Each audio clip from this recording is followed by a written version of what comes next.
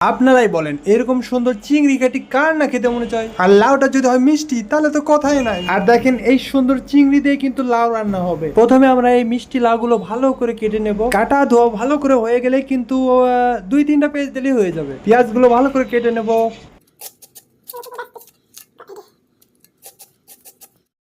আর দেখেন এগুলো কি, এগুলোতে কিন্তু আবার রেসিপি হবে। এবার পাতিলে পেঁয়াজ এবং তেল দিয়ে ভালো করে হলুদ করে ভেজে নেব এবং পরে একটু পানি দিব। সরি গাইস, আমার কথা আগে হচ্ছে কাজ পরে হচ্ছে।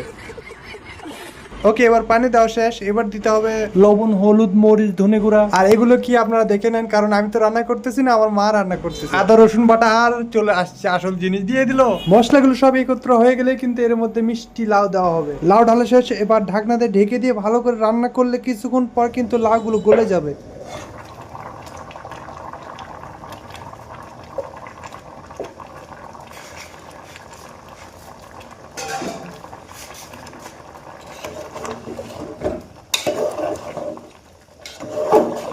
আমাদের লাউ রান্না শেষ। আপনারা স্বাদের জন্য এগুলো অ্যাড করতে পারবেন, কারণ এগুলো দিলে আরো খেতে ভালো লাগে। হাট থেকে চিংড়ি আর এই মিষ্টি লাউটা কিনলাম, তারপরে বাড়িতে আসে এত কষ্ট করে রান্না করলাম। শেষমেশ চিংড়ি দিয়ে মিষ্টি লাউ ঘাটি খেয়ে কি মনে হচ্ছে জানেন?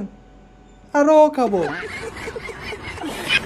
অবশ্যই বাসায় চিংড়ি দিয়ে মিষ্টি লাউ দিয়ে রান্না করে খাবেন, ভালো লাগবে। তো দেখা হচ্ছে পরের ভিডিওতে। আল্লাহ হাফেজ।